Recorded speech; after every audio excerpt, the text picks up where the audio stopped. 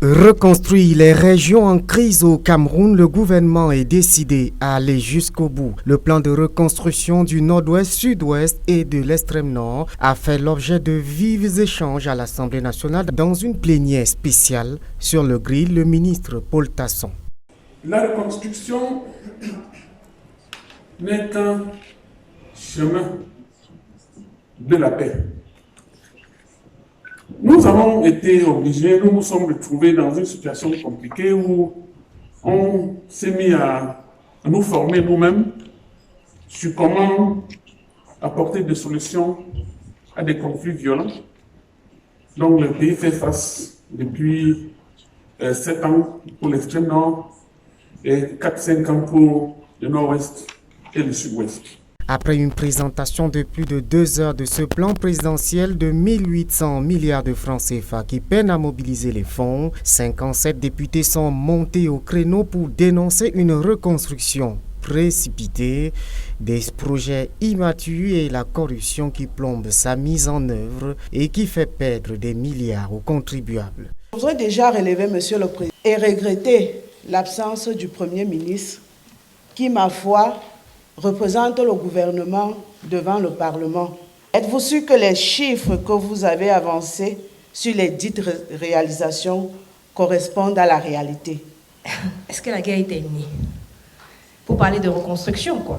Moi, j'ai envie de dire, construire comment? Pour qui? Avec qui? Dans quelles conditions? Les victimes de cette crise ou encore de cette guerre sont-elles dans ce processus?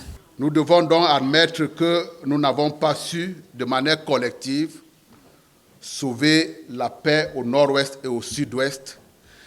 Monsieur le ministre, j'ai la modestie de penser que votre plan de reconstruction est incomplet, parce qu'il y a un volet essentiel qui fait défaut. Ce volet concerne la reconstruction de la citoyenneté. Cette plénière spéciale a tourné en scène de revendications ou de procès du renouveau. L'extrême nord et l'est, par la voix de leurs députés, s'estiment marginalisés. L'Est est resté le bastion imprégnable du RDPC. À l'Est, tous nos minéraux sont envahis. La forêt n'existe même plus. Et nous n'avons rien bénéficié de tout cela. Une cuvette de couscous qui était hier à 2500 coûte aujourd'hui 12 000 à Batouri. Qu'est-ce qu'on fait des gens de l'Est? Pensez aussi à nous.